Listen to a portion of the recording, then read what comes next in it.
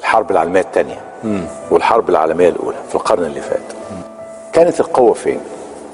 القوة كلها كانت أنت عندك كام دبابة وعندك كام طيارة.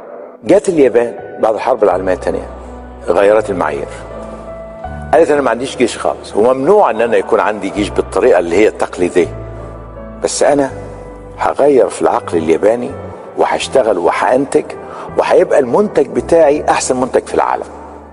في انضباط، في شغل، وقفلوا بقى ده. قال لك احنا لازم نعمل. طلع الاقتصاد الياباني وطلع العلم الياباني. انا لما كنت استاذ مساعد في امريكا ما كانش فيه ولا جائزة نوبل في اليابان، النهارده في تقريبا 10 نوبل.